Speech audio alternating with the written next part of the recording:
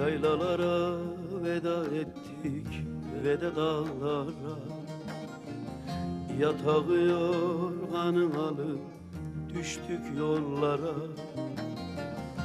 Külü çemeni değiştik kör betonlara.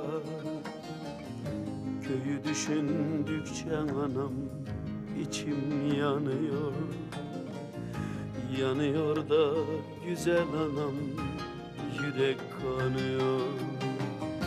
Gülü çemeni değiştik kör betonlara.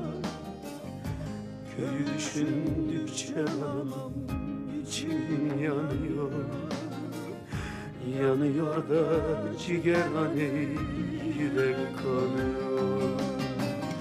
Burada dost bildiğin anan ısırgan otu.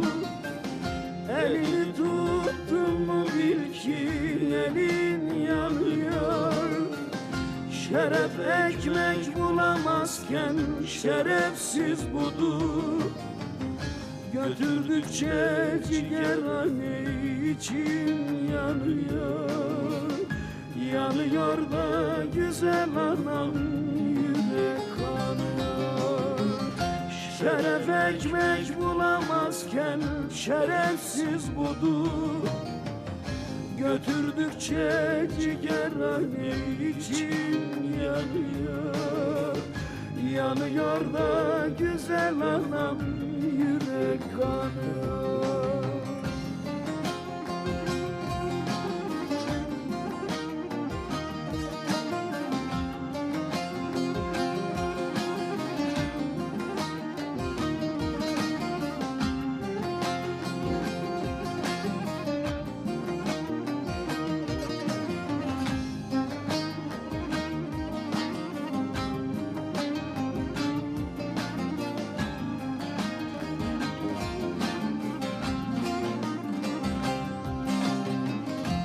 Hasan dayımın andamda harman savurmak, Gülsüm gülle Asumana suda rastlamak.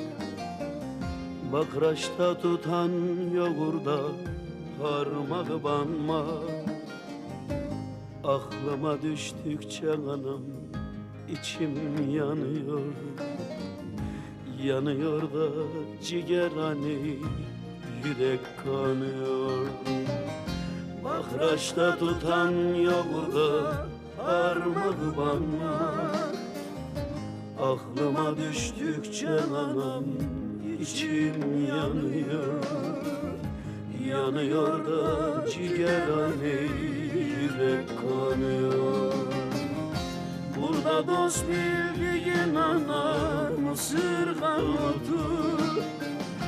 Elini tuttun mu bil ki elin yanıyor. Şeref ekmek bulamazken şerefsiz budur. Götürdükçe ciğerhane içim yanıyor. Yanıyor da güzel anam, yürek kanıyor. Şeref ekmek bulamazken şerefsiz budur. Götürdükçe ciğerhane içim yanıyor. Yanıyor da ciğerhane, yürek kanıyor. Buralarda dost bildiğin ısırgan otu. Elini tuttun mu bil ki elin yanıyor. Şeref ekmek bulamazken şerefsiz budur. Götürdükçe